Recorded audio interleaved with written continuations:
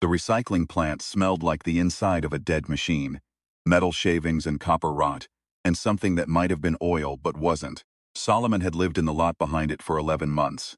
He knew the smell the way other people know their mother's voice. He didn't mind it anymore. He barely noticed the rats. What he noticed was the sky. Every night when the compactors went quiet and the loading dock lights clicked off one by one, he would climb to the top of the corrugated steel storage shed and sit with his back against the dish.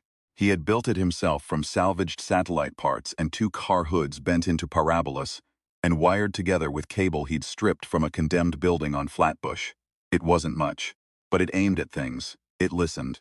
Solomon would sit up there and not sleep, and watch the stars move and think about his mother, who had been standing in a field outside Oaxaca on a clear November night in 2003, and was gone before his father could finish saying her name.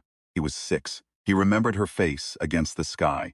He remembered that she didn't scream. He had been building towards something ever since. He didn't know what it was yet. He suspected he would know it when it answered back. He met Chuyao at the nail salon on Myrtle Avenue by accident. He had been cutting through the block to avoid the 2 ICE agents who had taken to parking outside the bodega on Skillman, and he had looked in through the glass and seen her there.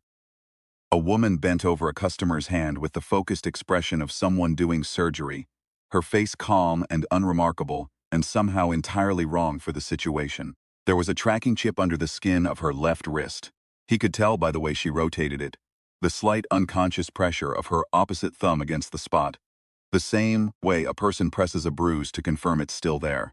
He stood outside the glass too long, and she looked up and their eyes met, and he recognized something in her face he had not expected to recognize. Not fear of him, but fear of the man behind her.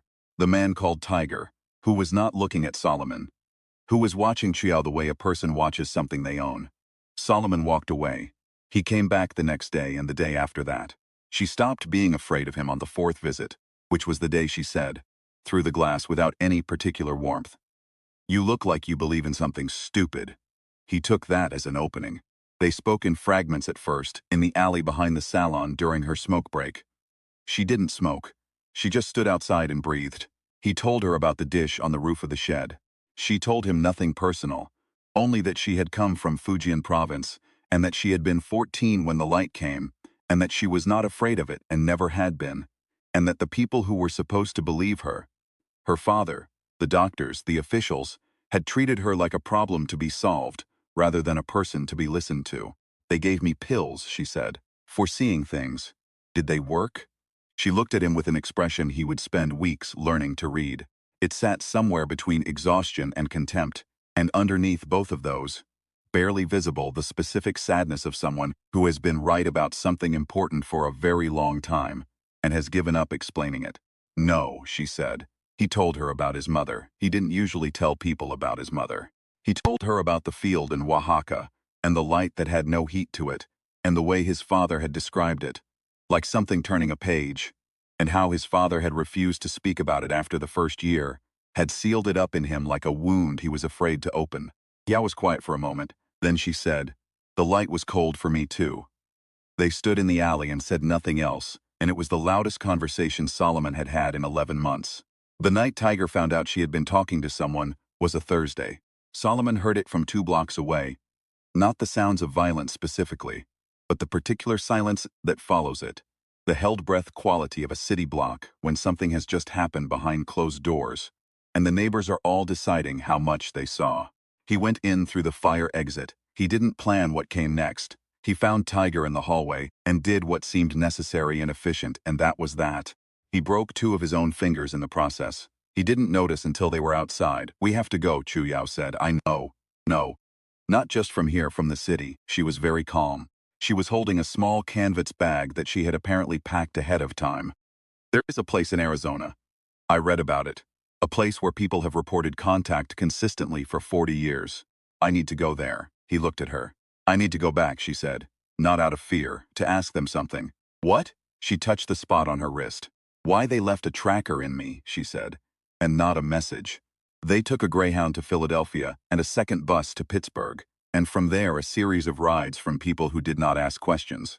A retired trucker named Phil, who listened to talk radio at a volume that prevented conversation. A woman hauling rescue dogs to a shelter in Columbus who smelled of kibble and kindness. A college student driving a van with a cracked windshield who gave them a bag of fast food and asked nothing but that they not leave the wrappers in his vehicle. America slid past the windows. It was not what either of them had expected, though they had expected different things. Solomon had come north imagining solidity, a country held together by laws that meant something. Chuyao had come west imagining invisibility, a place large enough to lose herself in. Both of them had found something stranger. A country that noticed you when it wanted to and didn't when it didn't, whose attention was arbitrary and complete, and whose disregard was equally total. A country that was, in its own way, exactly as alien as whatever was waiting in the Arizona desert. Solomon's fingers swelled overnight.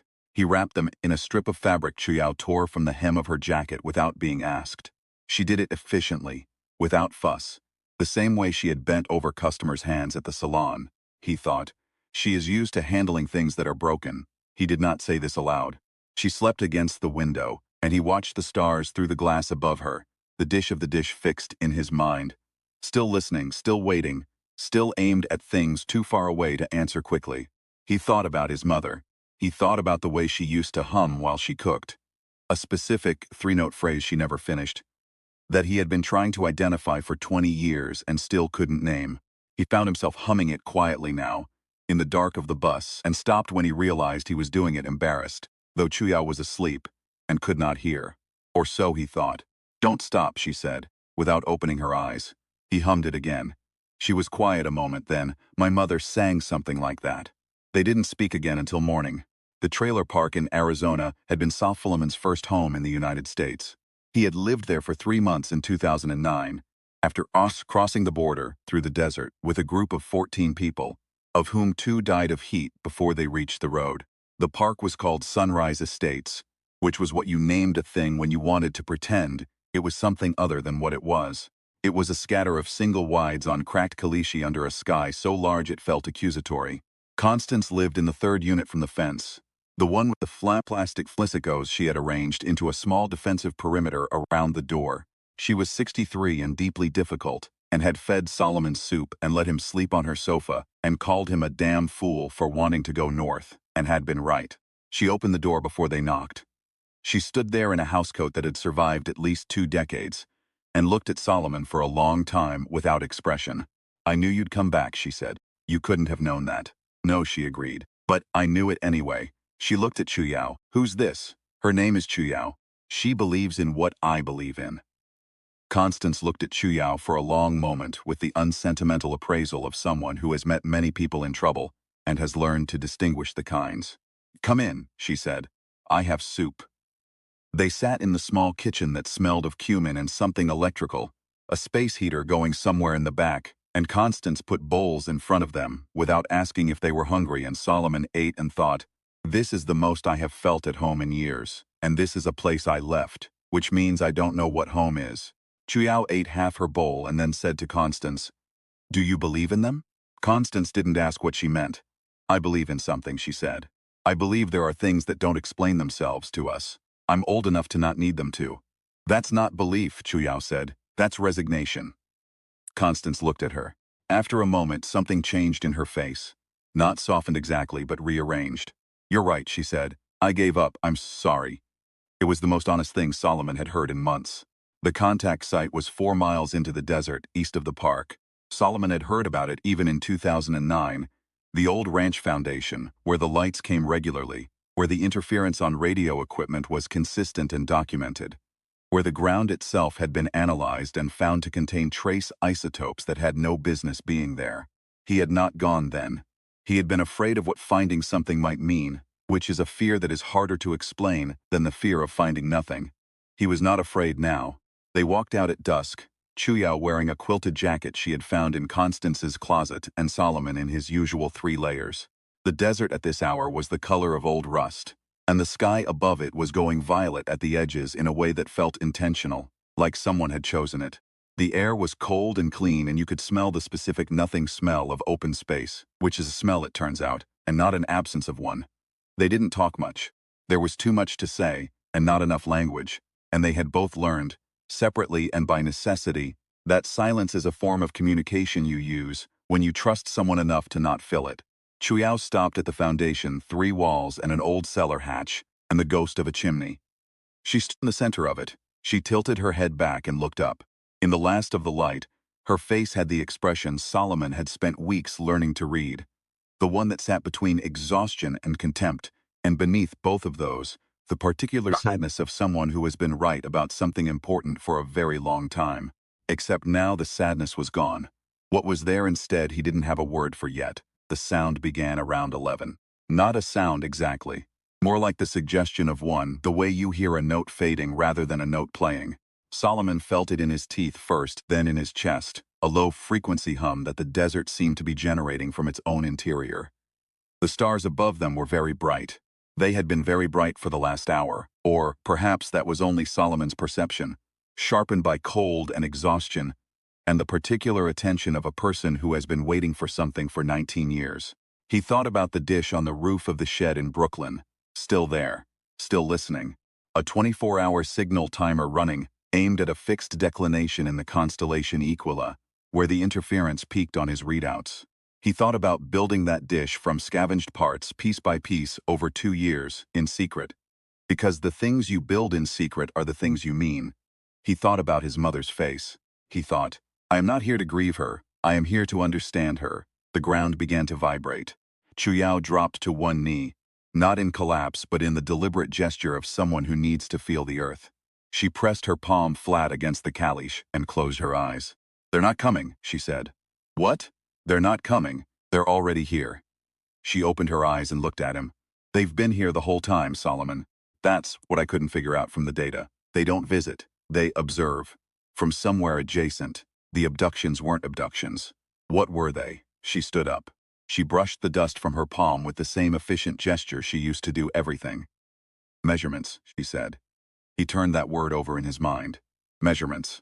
His mother standing in a field, a cold light with no heat.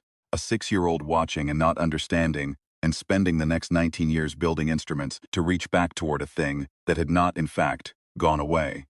They measured us, he said. They've been measuring us for a long time. She looked up at the sky. I think I know what they're trying to decide. Tell me, she thought for a moment. When she spoke, it was slowly, carefully, the way you say something you've been working out for years, and are finally certain enough to say aloud. Whether we're worth the trouble, she said. Whether what we are, the way we survive things, the way we keep building things and losing them and building them again. Whether that is something interesting to the universe or just something sad. The hum intensified. The stars above the foundation were doing something that was difficult to look at directly. Not moving but somehow more present, as if the night itself had leaned closer. Solomon felt the cold of the desert floor through his shoes. He felt his broken fingers throbbing. He felt 11 months of sleeping in a recycling lot and 19 years of aimed attention and the specific human texture of all of it. The rats, the smell, the soup at Constance's table, the bus at night, and Chuyao asleep against the window, the 3-note phrase that was his mother's and his alone. He felt, in other words, exactly like what he was. He looked up, and then he spoke. Not in Spanish, not in any language, but in the frequency that his dish had been tuned to for 2 years. A precise numerical sequence he had calculated from the interference patterns. The closest thing he had to a word they might recognize. He had practiced it until it lived in his body. He produced it now with his whole chest. A sustained resonance that he felt in his sternum, and the desert answered with its own vibration. And for a moment everything, the stars, the cold air, the ruined walls, the woman beside him, was part of a single frequency that included him. It lasted perhaps 30 seconds. Then it stopped. The night was very quiet. Chuyao was looking at him. Her expression was the one he didn't have a word for yet, the one that had replaced the sadness. He thought. I know what that expression is now. It is someone who has been heard. They found the signal recorded in Solomon's timer the next morning.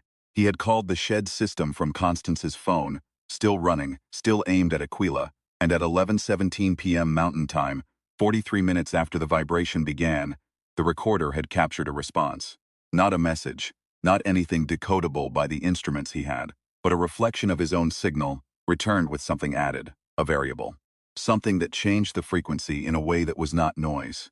An answer in the only language that was unambiguous, mathematics. He sat in Constance's kitchen and stared at the readout on the borrowed phone, and understood that this was not proof of anything anyone else would accept. He understood that he was an undocumented immigrant in a country that did not want him here, that he had assault charges pending in New York, that he had no resources and no credentials and no institution behind him. He understood that even if he published this, which he could not, it would be dismissed because the people doing the dismissing had decided long ago what was credible and who.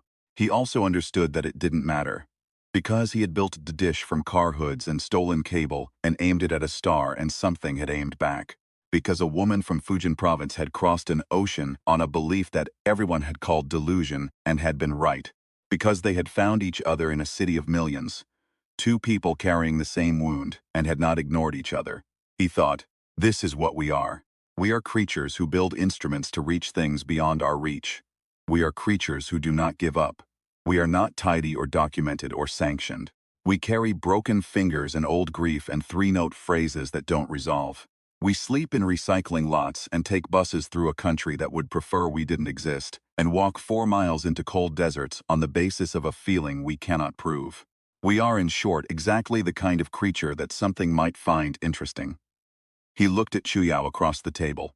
She was drinking Constance's terrible coffee, with the expression of someone being patient with terrible coffee. She had not slept. He hadn't either. Outside, the Arizona morning was doing its thing with the light, which was extravagant and unearned and exactly right. What do we do now? He said. She wrapped both hands around the mug. She thought about it the way she thought about everything, completely without performance. We go back, she said. We do the thing we were doing. We keep listening. Even now? After.